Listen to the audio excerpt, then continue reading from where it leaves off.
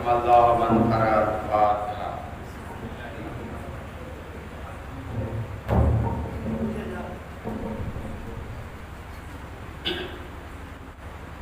لا حول ولا قوة إلا بالله العلي العظيم.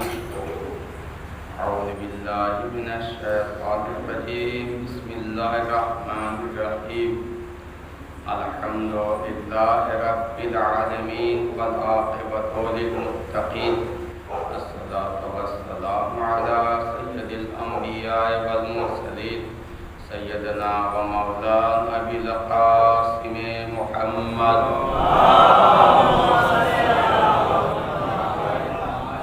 ثم الصلاة والسلام على آله الطيبين الطاهرين المعصومين الأجمعين ولعنة الله على أعدائهم أجمعين وغاصب حقوقهم ومنكر فضائلهم من الآن إلى قيام يوم الدين.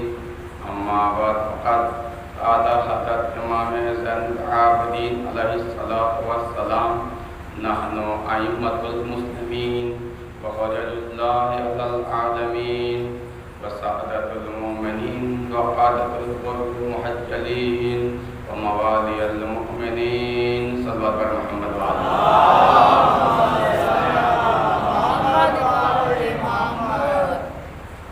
معزز سامعین اکرام، آج یہ تاریخی مجلس جو چوتھے امام حضرت زین العابدین علیہ السلام شہادت کے حوالے سے منعقد ہے. آپ کی شہادت 25 محرم ہوئی.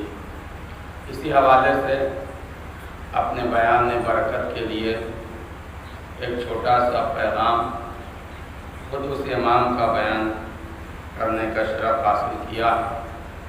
جو امام بیان فرما رہے ہیں کہ نحن أئمة المسلمین، ہم ہی وہ ہیں جو مسلمانوں کے امام ہیں.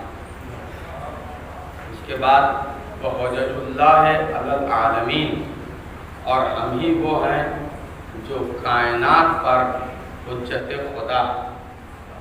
وسعادت المؤمنین، اور ہم ہی وہ ہیں جو مومنین کے سید و سردار اور آقا اور مولا. اس کے بعد قادۃ الغر المحجلین، ہم ہی وہ ہیں جو چوڑی پیشانیوں والے نورانی پیشانیوں والوں کے امام ہیں. وہ موالی المؤمنین، اور مومنین کے کیا ہے مولا اور آقا ہے. تم صلوات پڑھی بر محمد وعلیہ. یہ تمام معنی مفاہیم مطالب سب آشکار ہیں، سب کی سمجھ میں آ رہا ہے. لیکن جو زیادہ تر غور طلب اور جدت کی بات یہ کہ امام ارشاد فرماتے ہیں کہ نحن قادۃ الغر المحجلین، یعنی جو ایسی پیشانی جو چمکتی ہوئی ہوگی اس کے ہم امام ہیں. غرہ عربی میں کہتے ہیں گھوڑے کی پیشانی کے اس حصے کو جہاں پر سفیدی پائی جاتی ہے، جو دور سے چمکتا ہوا نظر آتا ہے. امام کہتے ہیں کہ ہم ایسے ہی چمکتی ہوئی پیشانی والوں لوگوں کے کیا ہے امام ہیں. اور مولا کائنات کا خود لقب ہے قائد الغر المحجلین، مولا کائنات کا لقب ہے. جب امام سے پوچھا گیا مولا غرہ گھوڑے کی سفید پیشانی کو کہتے ہیں اور آپ یہ کہتے ہیں کہ ان لوگوں کے امام ہیں جن کی پیشانی آفتاب درخشا کے مانند چمکتے ہوئے ہوں گے، اس سے کیا مراد ہے، اس سے کیا مطلب ہے؟ تو امام نے ارشاد فرمایا دیکھو جو مومنین ہیں ان کے اعضائے وضو، جب وہ نماز پڑھنے کے لیے وضو کرتے ہیں تو اعضائے وضو بروز قیامت ویسے ہی چمکتا ہوا نظر آئے گا جیسے گھوڑے کی پیشانی کا سفید حصہ دور سے چمکتا ہوا نظر آئے گا.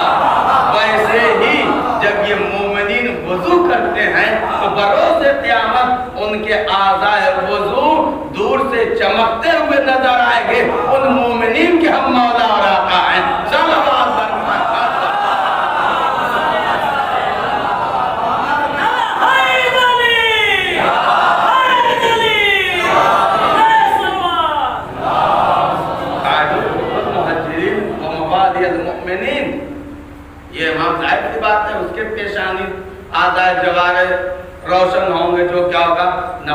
پابند ہوگا، جو ہمیشہ وضو کرتا رہے گا۔ امام نے تشریف فرمائی، امام نے بہت سارے فضائل اور بہت سارے مناقب اور معرفت اور الوہیت کو امام سجاد نے اپنے دعاؤں کے قالب میں ڈھال کے ان کو بتایا۔ امام کا لقب ہے سید الساجدین، زین العابدین۔ سید الساجدین کا مطلب سجدہ کرنے والوں کی زینت، زین العابدین کا مطلب عبادت گزاروں کی زینت۔ یہ بندوں کا دیا ہوا لقب نہیں ہے، یہ حاتم غیبی نے ندا دی تھی۔ امام نماز پڑھ رہے تھے، آپ کے مصلے کے قریب سے شیطان اژدہے کی شکل میں، بھیانک شکل میں نکلا اور آپ کے انگوٹھے کو چبانا شروع کر دیا، لیکن امام کی نماز کی صحت پر کچھ نہ فرق پڑا۔ حاتم غیبی نے ندا دی، انت زین العابدین، تم ہی زین العابدین ہو۔ اور ایک امام کا لقب ہے سید سجاد، ایک اور لقب ہمارے یہاں یاد کرتے ہیں کہ عابد بیمار۔ نوجوان متوجہ ہو، عابد بیمار کا ہمارے ذہن میں ایک تصور ہے، غلط خیال بیٹھ گیا ہے۔ بیمار یعنی نحیف، ناتواں، کمزور، بالکل لاغر انسان۔ ویسے ہی امام کی حالت نہیں عزیزو دوستو، یہ فکر بالکل غلط ہے۔ امام نہ پہلے سے بیمار تھے، نہ واقع کربلا کے بعد بیمار ہوئے۔ یہ مصلحت پروردگار تھی جو شب عاشور امام تک میں مبتلا ہوئے۔ ورنہ امام جو بیمار ہو وہ کس طریقے سے قافلہ سالاری کر سکتا ہے، نگہبانی کر سکتا ہے، کس طریقے سے کس دلیری اور شجاعت کے ساتھ اپنا لٹا ہوا اپنے بھائی بہنوں کو ساتھ لے کر اسے بیمار کا کام نہیں ہے۔ یہ امام مصلحتاً بیمار تھے، ورنہ امام اور رسول کی ہم کوئی ایسی بیماری نہیں ہوتی ہے کہ جس سے لوگ کیا اسے دوری بنائیں، لوگوں کے دل میں ایک طریقے کا ملال پیدا ہو، یہ بیمار ہے۔ ظاہر بات ہے ہمارے معاشرے سماج میں جب کوئی بیمار ہو جاتا ہے تو لوگ اس کے قریب جانا پسند نہیں کرتے۔ یہ صفت ہے امام کی، امام شجاع ہوتا ہے، امام بہادر ہوتا ہے، امام صحت مند ہوتا ہے، امام لاغر اور نحیف اور بیمار نہیں ہوتا۔ سید سجاد مصلحتاً تک میں مبتلا تھے، صرف شب عاشور سے لے کے عصر عاشور تک، تاکہ نسل امامت کا سلسلہ باقی رہے، پیغام کربلا عام ہوتا رہے۔ صلوات پڑھیے نا محمد رسول اللہ۔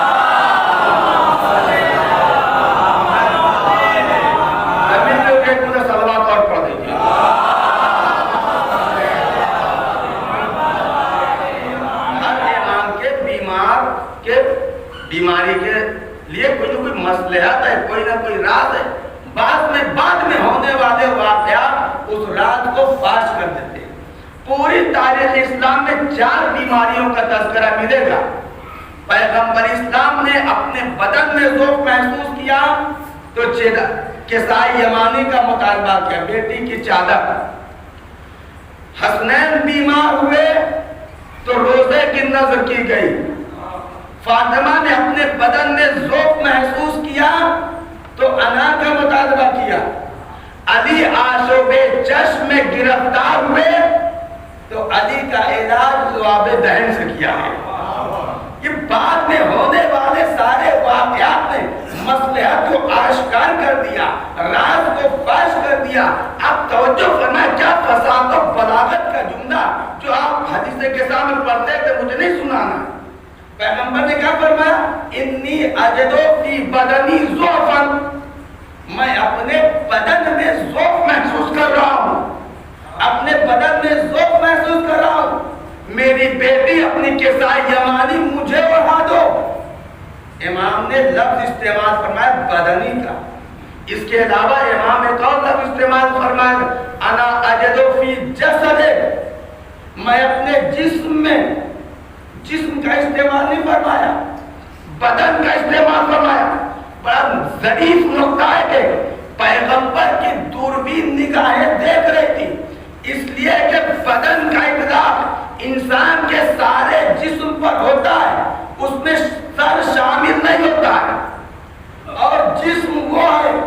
انسان کے بدن کے ساتھ ساتھ اس میں جسم بھی شامل ہو جاتا ہے.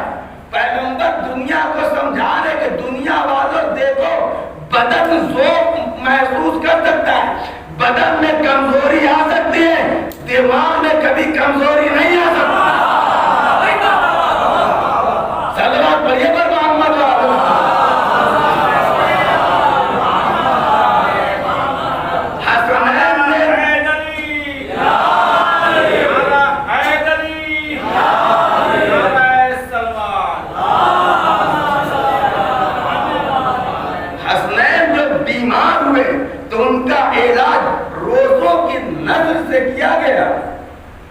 روزوں کی نظر سے کیا گیا. اور شہزادی فاطمہ نے جب ذوق محسوس کیا تو انار کا مطالبہ کیا, اور اگر انار کا مطالبہ نہ کرتی تو دنیا کو علی کی سخاوت کا اندازہ نہ لگ سکتا کہ علی کتنا سخی ہے, علی کتنا کریم ہے. بیوی نے مطالبہ کیا, شہزادی نے مطالبہ کیا, رسول کی اکلوتی بیٹی نے مطالبہ کیا. کبھی مطالبہ نہیں کہ علی اگر ایک انار مل جاتا, اللہ اکبر, یہی سیرتیں ہیں, یہی کردار ہیں, یہی کیریکٹر ہے. خواہش ظاہر کیا, ٹھیک ہے مولا چلے گئے, قرض نہ مانگا, ادھار نہ دیا, مزدوری کی, بیوی کی خواہش پوری کرنے کے لیے انار خریدا. سارا واقعہ آپ کے ذہنوں میں لے کے آ رہے تھے. ضرورت مند ملا, بھوکا ملا, اس کو آدھا انار کھلا دیا. پوچھا اور کوئی خواہش, اور کوئی خواہش, کا آدھا اور مل جاتا, آدھا اور کھلا دیا. جب خالی ہاتھ علی گھر میں داخل ہوئے تو شہزادی نے کچھ نہ پوچھا. ایک مرتبہ مولا فرماتے شہزادی میں انار کو لا رہا تھا, لیکن راستے میں ایسے ضرورت مند ملے کہ بھوکے ملے کہ میں نے اس کو ان کو کھلا دیا. شہزادی نے شکوہ نہ کیا, اپنی پیشانی کو سجدہ معبود میں خم کر دیا. شکر پروردگار, یہ ہمارے عورتوں کے لیے اور ہمارے لیے آئیڈیل ہے, سیرت ہے, حجت ہے. اگر کسی مجبوری کے تحت خواہش پوری نہ ہو تو شہزادیوں کی سیرت پر عمل کرنے والی ان کی کنیزیں شہزادی کو سیرت کو پیش نظر رکھیں. علی آشوب چشم میں گرفتار تھے جنگ خیبر میں تمام صحابہ آ گئے تھے, لیکن علی نہیں آتے. علی آشوب چشم میں گرفتار تھے, جن کو اپنی زبان میں کہا جائے کہ آنکھ آ گئی تھی. کیوں نہیں؟ مصلحت کیا تھی, راز کیا تھا, فلسفہ کیا تھا؟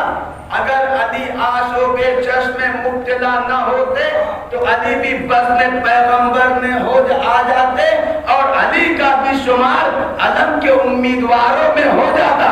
قدرت یہی دکھانا چاہتی تھی کہ دیکھو علی کو فاتح بننے کا شوق نہیں ہے. جب اسلام کو فاتح کی ضرورت پڑتی ہے تب ناد علیم کے ذریعے سے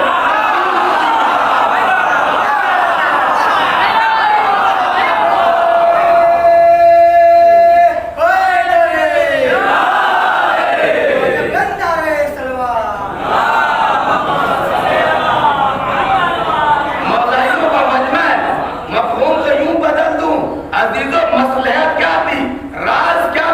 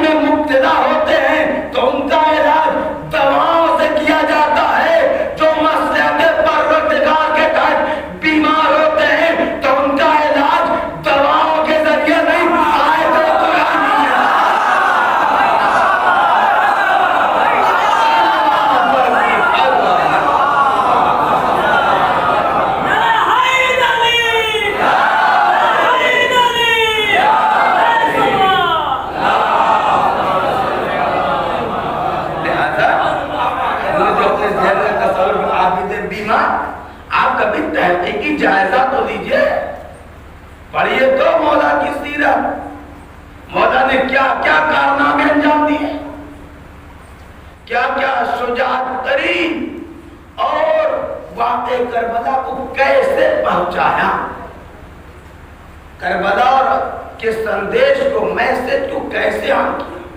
بس سرسری طور پہ آپ کے سامنے میں تجزیہ کر دیتا ہوں۔ مولا کی ادوار زندگی کو، حیات طیبہ کو 3 حصوں میں بانٹ دیجئے۔ ایک کربلا سے پہلے، دوسرے کربلا کے بعد سے لے کے مدینے تک، تیسرا مدینے سے لے کر جب تک امام باحیات رہے۔ تو آپ تاریخ اٹھا کر دیکھیں تو پھر آپ کو اندازہ ہوگا کہ سن 38 ہجری میں امام ذوالعابدین علیہ السلام کی ولادت ہوئی۔ 38 ہجری کے بعد سے لے کے سن 61 ہجری 10 محرم سن 61 ہجری تک مولا خاموش تھے، پوری طریقے سے جائزہ لے رہے تھے۔ سن 38 ہجری کے بعد سن 40 ہجری میں مولا کائنات کی شہادت ہوئی۔ آپ نے وہ دور دیکھا۔ اس کے بعد آپ نے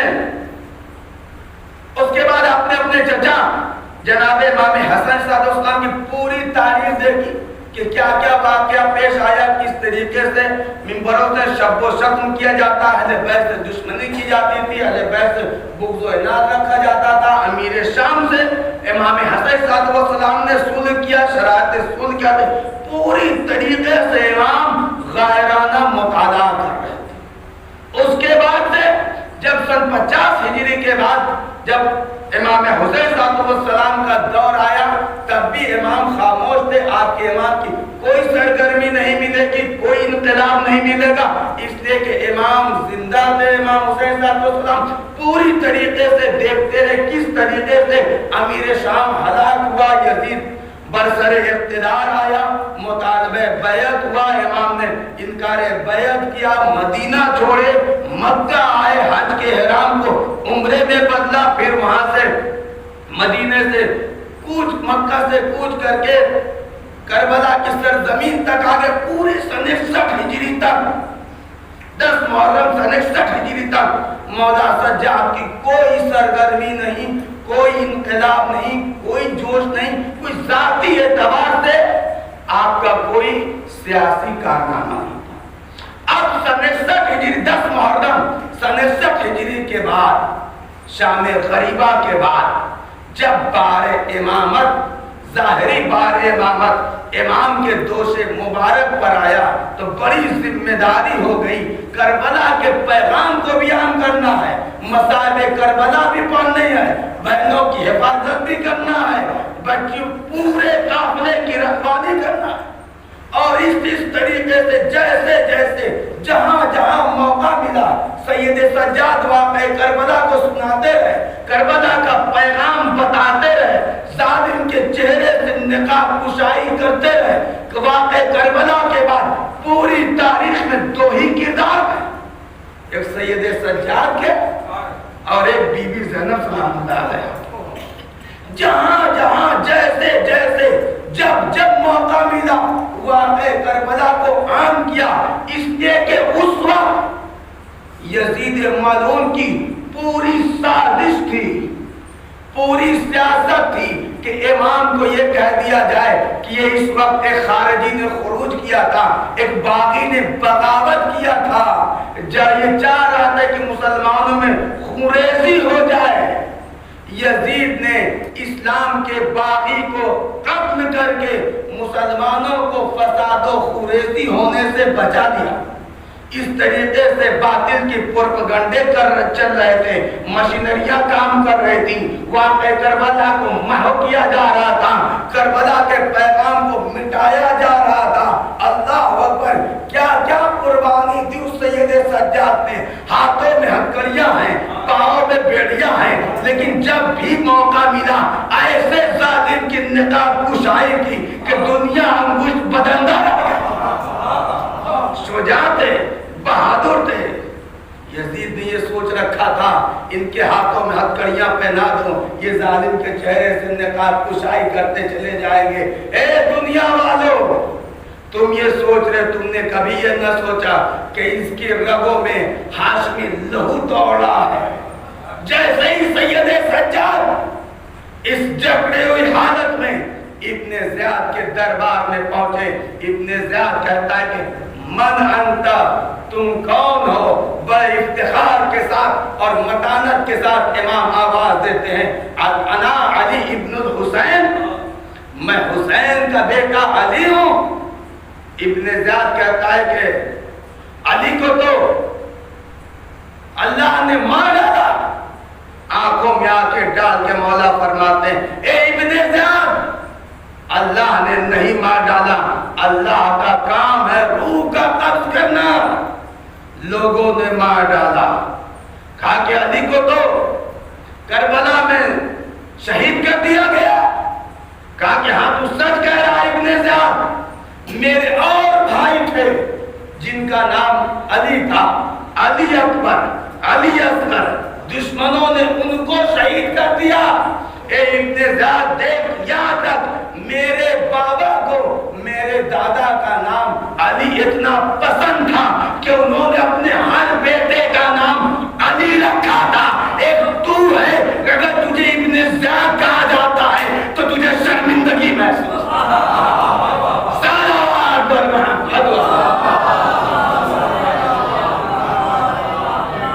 اس طریقے سے سید سجاد نے ابن زیاد کے دربار میں شجاعت اور دلیری کا ثبوت دیا، پورا واقعہ کربلا سنایا. علی اصغر کی بھی شہادت پیش نظر کر دیا، علی اکبر کی بھی شہادت پیش نظر کر دیا، دنیا کو بتا دیا دیکھو دنیا. صرف ابن زیاد کی بات نہیں، جب یزید کے دربار میں پہنچے تو وہ فصیح و بلیغ خطبہ دیا اور اپنا تعارف کروایا اور اپنے مقصد کربلا کو بتایا. اے دنیا والو، یہ کہہ رہا ہے کہ ایک باغی نے بغاوت کیا تھا، یزید کہتا ہے خارجی نے خروج کیا تھا، ایک باغی نے بغاوت کیا تھا. دنیا والو جانتے ہو وہ کون تھا؟ وہ کون تھا؟ ہمارا بابا حسین تھا، ہمارا بابا حسین جو رسول کا نواسا تھا، علی کا بیٹا تھا. اس نے یزید کے ظلم کے خلاف احتجاج کی آواز بلند کیا تھا. اور میں وہ ہوں کہ جس کو مکہ بھی پہچانتا ہے، بطحا بھی پہچانتا ہے، مینا بھی پہچانتا ہے. کون ہے جو میرے خانوادے کو نہیں جانتا؟ کون ہے جو میں ہمارے خاندان کی شرافت سے آگاہ نہیں ہے؟ یہ اتنا فصیح و بلیغ خطبہ دیا. خود یزید کے دربار میں ہیجان پیدا ہو گیا، تلاطم برپا ہو گیا. ایک مرتبہ یزید گھبرا کے کہتا ہے مؤذن سے کہ اذان دو. اللہ اکبر، بھرے دربار میں امام خطبہ دے رہے ہیں. یزید کی جرأت نہیں ہے کہ امام کو خاموش کرائے. مؤذن سے کہتا ہے اذان. جیسے مؤذن نے اذان شروع کیا، اذان شروع کیا، امام خاموش ہو گئے. اللہ اکبر، امام نے اذان دہرائی، اللہ اکبر جل جلالہ. جیسے ہی وحدانیت کا اقرار کیا، اشہد ان لا الہ الا اللہ، امام نے بھی اذان کو دہرایا، اشہد ان لا الہ الا اللہ. جیسے ہی مؤذن کہتا ہے اشہد ان محمد رسول اللہ، وہیں پر سید سجاد کے پیشانیوں پہ بل آ گیا اور فرماتے ہیں اے مؤذن خاموش ہو جا. اب یزید کو خطاب کیا، اے یزید بتا، جو اذان میں جس کی رسالت کی گواہی دے رہا ہے وہ تیرے نانا تھے کہ میرے؟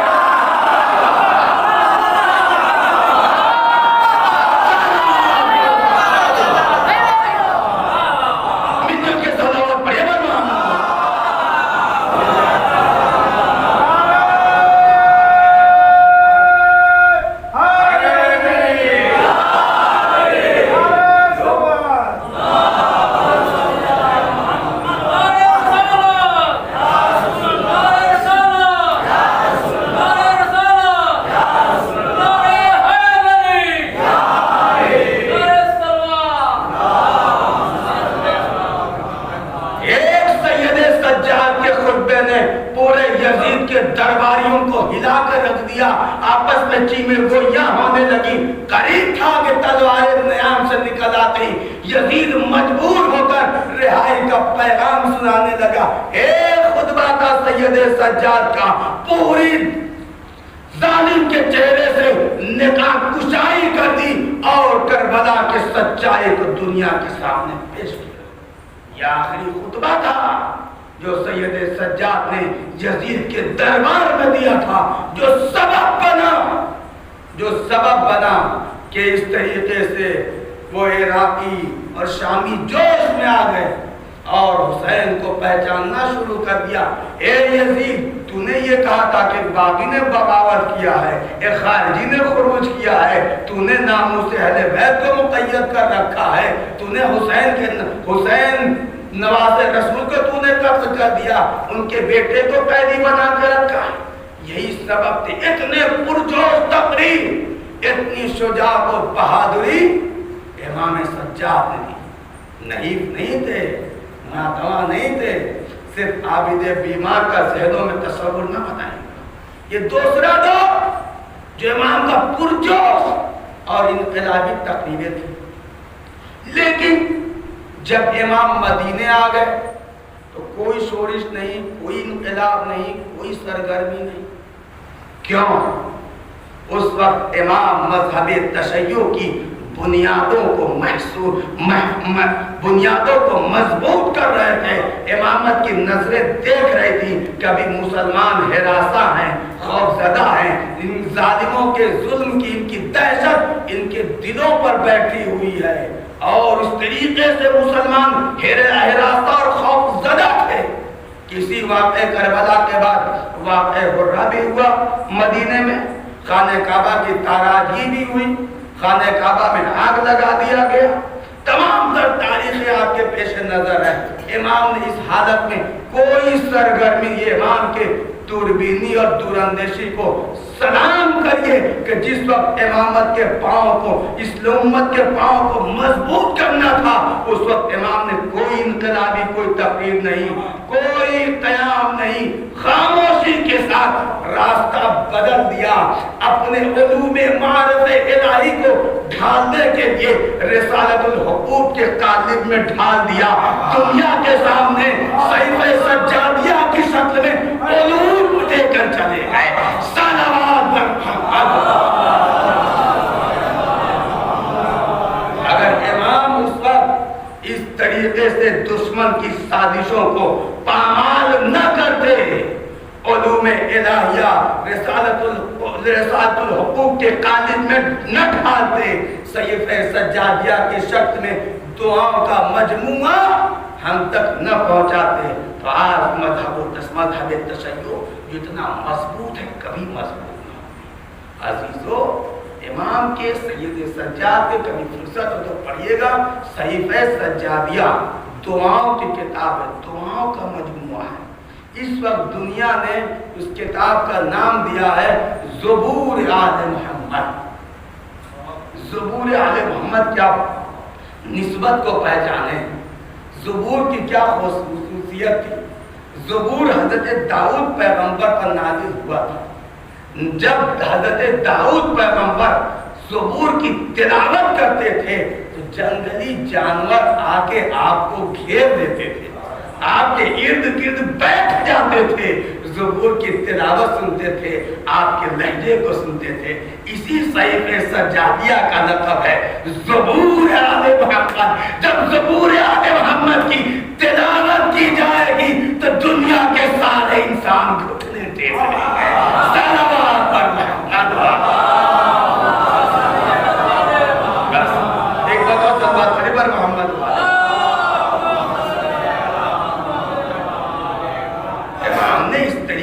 واقع کربلا کو عام کیا، کیا پرآشوب دور تھا، ظالم کی حکومت، باطل کی حکومت، کیسے مصائب کربلا بیان کریں، کیسے پیغام عاشورہ۔ توجہ فرمائیے، یہ مصائب کی منزل نہیں ہے، طریقہ دیکھیں امامت کا۔ ہم مصائب کی دنیا میں سنتے ہیں کہ امام قصاب کی دکان پہ جاتے تھے تو گریا کرتے تھے۔ کبھی آپ نے سوچا، غور کیا کہ قصاب کی دکان پر جا کر امام کے گریہ کرنے کا کیا مطلب عزیزو؟ کتنا پرآشوب دور تھا۔ دنیا میں سب سے مرغوب غذا مسلمانوں کا گوشت ہے۔ گوشت لینے کے بہانے مسلمان قصاب کی دکان پر اکٹھا ہوتے تھے. اس سے بڑا کوئی مجمع امام اکٹھا نہیں کر سکتے تھے. اسی وجہ سے امام قصاب کی دکان پر جا کر اپنے بابا کے واقعے کو بیان کرتے تھے. وجہ کیا تھی؟ اتنا مجمع نہیں ملتا تھا, لوگوں کو امام اکٹھا نہ کر پاتے تھے. اس وجہ سے امام قصاب کی دکان پر جا کر واقعہ کربلا اور کربلا کی قربانیوں کا تذکرہ کرتے تھے, لوگوں کے سامنے بتاتے تھے. اب آپ اندازہ لگائیں کتنا برا شوق ہوتا ہے. ہم مصائب کی دنیا میں دیکھتے ہیں کیا کیا امام نے مصائب پڑھے اور کیسے واقعہ کربلا کو عام کیا. امام جب راستے سے گزرتے تھے اور قصاب کسی جانور کو ذبح کرنے کے لیے لے جاتا تھا, ذبح کرتا تھا, تو امام دیکھ کے روتے تھے, ٹھہر جاتے تھے, گریا کرتے تھے. قصاب کہاں لے جا رہا ہے؟ کہاں ذبح کرنے لے جا رہا ہے. امام کچھ نہ فرماتے تھے, امام گریا کرنے لگتے تھے. لوگ پوچھتے تھے مولا مولا یہ حلال جانور ہے, یہ ذبیحے کا جانور ہے, اس کو قصاب قتل کر دے گا, ذبح کر دے گا, مسلمان گوشت خریدیں گے, پھر آپ اس ذبیحے کو دیکھ کر گریا کرتے ہیں. قسم خدا کی کلیجہ پھٹ جاتا ہے. امام فرماتے دنیا والوں دیکھ رہے ہو جیسے ہی جانور کو قصاب لے جائے ذبح کرنے لے جا رہا ہے, کوئی بولنے والا نہیں ہے, اس لیے کہ اس کا مشغلہ یہی ہے. کوئی اعتراض نہیں کرتا کہ یہ کیا کر رہے ہو, کربلا کے میدان میں ایسے ہی میرے بابا کو شہید کیا گیا. کوئی یہ نہ پوچھنے والا تھا کہ فرزند زہرا کے ساتھ یہ کیا سلوک کر رہے ہو. یہ تھا فلسفہ. امام کے سامنے جب بھی پانی آتا تھا, وضو کا پانی آتا تھا, تو امام بے ساختہ پانی کو دیکھ کر گریا فرماتے تھے, ہاں یہ وہی پانی ہے جس کے لیے میرا اصغر مار ڈالا گیا, ہاں یہ وہی پانی ہے جس کے لیے میرا بھائی اکبر شہید کیا جاتا تھا, ہاں یہ وہی پانی ہے جس کے لیے میری بہن سکینہ تڑپ رہی تھی. امام کے سامنے ایک وقت پانی آیا, امام نے جیسے ہی ہاتھ میں وضو کا پانی لیا, امام زار و قطار رونے لگی. امام نے اتنا گریا فرمایا کہ پرنادے سے امام کا آنسو بہنے لگا.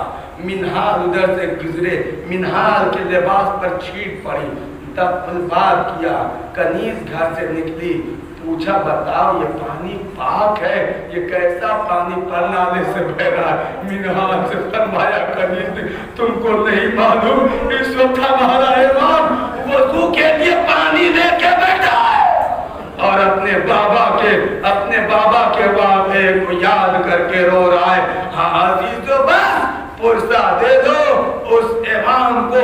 آج دنیا سے حسین کا سب سے بڑا عزادار اٹھ گیا, جو واقع کربلا کے 34 یا 35 سال تک ہمیشہ گریا کرتے رہے, خون کے آنسو روتے رہے. ایک روز منہال آئے, کہا مولا واقع کربلا کو اتنی صدیاں گزر گئی, کب تک گریا کرتے رہیے گا.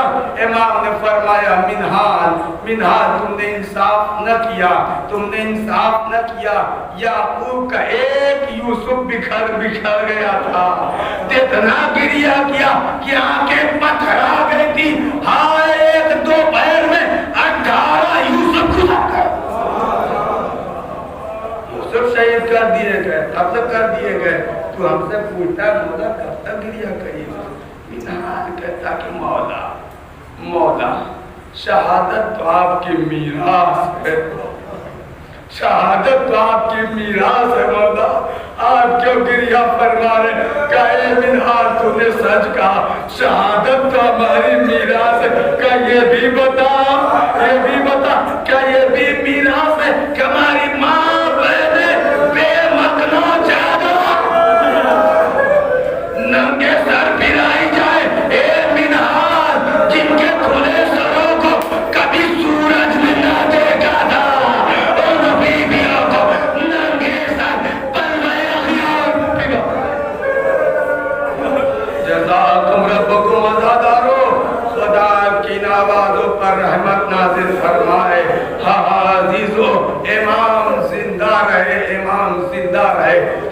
ہمیشہ ہمیشہ کربلا والوں کو یاد کر کے روتے رہے، گریہ فرماتے رہے۔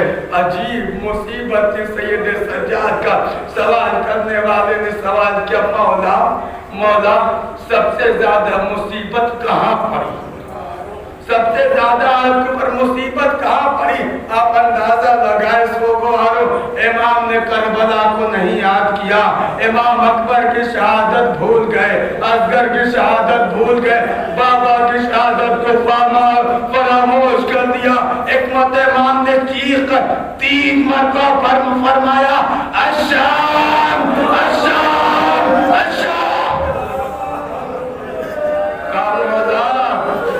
کربلا کو یاد نہ فرمایا، آپ نے 3 مرتبہ شام کا کون کیوں نام دیا مولا؟ شام میں کون سی مصیبت پڑ گئی؟ قائم صاحب تو نے انصاف نہ کیا۔ بازار شام، دربار شام، زندان شام، وہ بازار شام جہاں لوگ دور دور سے تماشا دیکھنے آئے، چلو چلو قیدیوں کا تماشا دیکھیں۔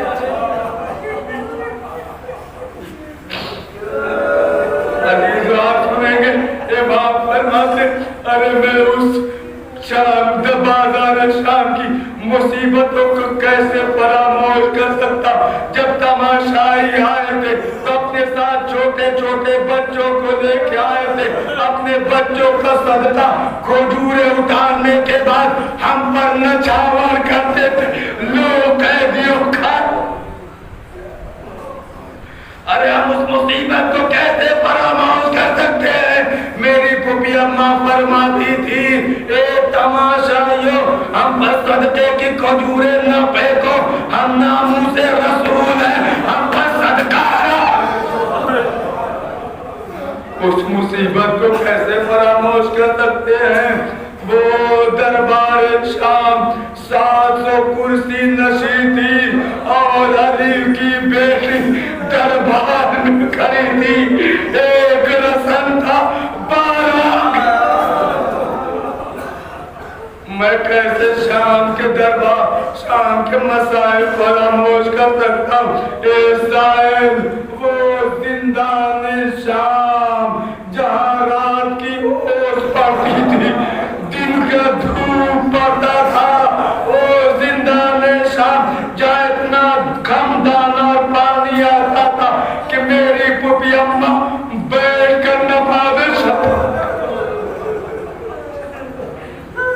میری پھوپھی کے اندر اتنی طاقت نہ رہ گئی تھی کہ ماں کے پھوپھی کھڑے ہو کر نماز پڑھیں۔ لو عزادارو آخری لمحات ہیں، سید سجاد کو پرسا دے دو عزیزو، بڑی قیامت خیز منظر تھی، ہاتھوں میں ہتھکڑیاں تھی، پیروں میں بیڑیاں تھی، گلے میں لنگر تھا، کمر میں لنگر تھا، گلے میں خاردار توق تھا، کانٹے دار توق تھا، ایسا توق تھا جس کے کانٹے دونوں طرف نکلے ہوئے تھے، آگے کی طرف تھے، پیچھے کی طرف بھی۔ امام گردن کو جنبش نہیں دے سکتے تھے۔ اے عزیزو عظیم مصیبت تھی، کمر کے لنگر اور خاردار توق کے ساتھ ایک چھوٹی سی زنجیر بندھی ہوئی تھی۔ ہمارا بیمار امام کبھی سیدھا کھڑا